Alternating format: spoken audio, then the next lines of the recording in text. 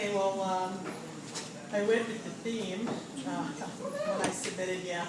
So of all the poetry that I have, I selected ones that I thought were particularly dark, with monsters in it, and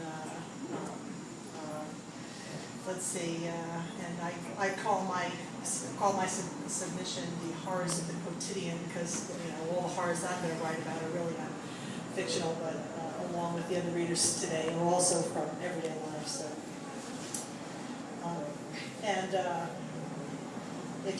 I usually try to support the New Voices conference. I usually read every year. I try to.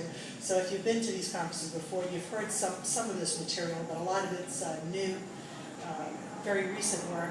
My MFA thesis was after the transplant, so a lot of hospital death poems, and we have a few of those today. But my PhD book will really be more about women, and so when we're looking for monsters, there won't be too many poems about my ex-husband's. They're in there too. Okay. My son sends me to prison. Why?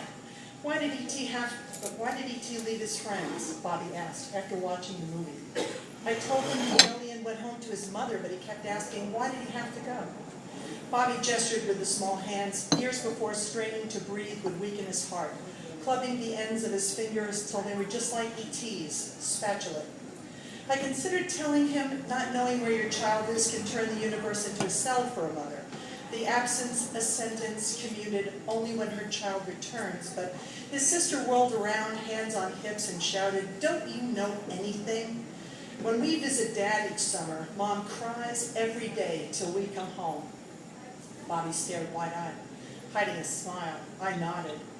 Later, I told him I would soon quit work so we could spend the day together after school. He had an even better idea. He wouldn't go to school, so we could play all day.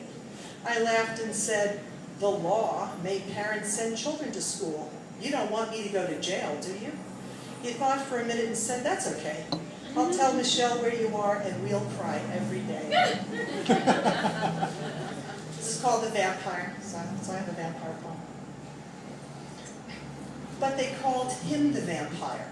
Perhaps because he roamed the halls all night, waking when visiting hours were over, wearing sweatpants and a hospital gown, his hair a wild black halo, his IV pole and E-tag trailing him like faithful pets. He'd always been there, but not his mother, until that day at noon in the children's garden. I hardly recognized him, leashed to a wheelchair by oxygen, his hair parted and combed, a basket on his lap. We'd left the frigid longboard to brave the heat and see the flowers, but this year's weather brutalized the black-eyed Susan and impatience, already dead halfway through the summer season. His mother wiped her glistening brow. We've had the loveliest picnic, she said, serene. Her son seemed to shrink in his chair. We've always loved the garden. Our picnic was perfect, don't you think? Panting, he shielded his eyes from the sun. His mother towered over him, but cast no shadow, could not afford him respite from the light or the temperature. Went to see our special place, she asked us. I politely refused, then glanced toward my son. Ready to go? I think we'll stay, she said, smoothing her son's hair. We need a little more time. We couldn't know he'd die the next week, so we left her there, drinking in the sunshine. This is called Strategy. 1.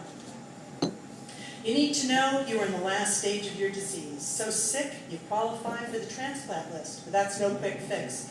We'll gut you, slice your lungs out, and sew someone else's in. Even then, your odds are slim. A 10% chance you'll die on the table, 50% you'll survive 5 years. The odds after that? Grim. 2.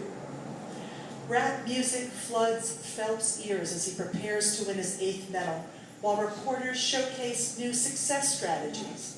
Swimsuits that cut drag, equipment to determine breath efficiency, biofeedback, visual imagery, and guided fantasy to help him envision winning. Phelps knifes the waveless water, swimming as if he were swimming for his life. Then I've got a little note in this next poem. They say that good poets borrow from other poets, great poets steal outright. So in my attempt at greatness, I've got a line here from the poem by Dylan Thomas.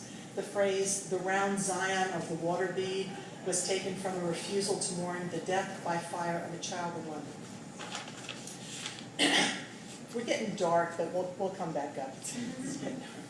Okay, this is called The Good News. The good news, everybody dies. The ICU nurse who asked you, your young body gasping, "Did you really want a ventilator?" You might not come off. She will die. Almost died that moment, a crushed windpipe. In dreams, she dies every night, my voice echoing her words until she loses consciousness. And the doctor who said you'd reached the last stage of your disease 7 years before you did, that fat bastard will die too, probably soon. The nurse who said be a man, your body diddled in pain outside the hospital at 2 a.m. before 2 transfusions and round-the-clock morphine shots, she will die. They will all die. And the doctor who saw your pain and doubled your morphine, he too will die. And nurses who cradled you with pillows, with care, they will die. Transplant doctors who gave you 3 years hoping for more will die. And I who saw everything, helpless to help, to hurt, I will die too.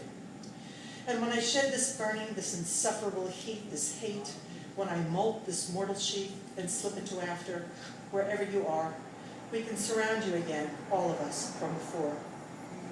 I know nothing, but I hope time is the round Zion of the water bead. I know nothing, but I hope our time apart is shorter than a dream's width. I know nothing, but I hope.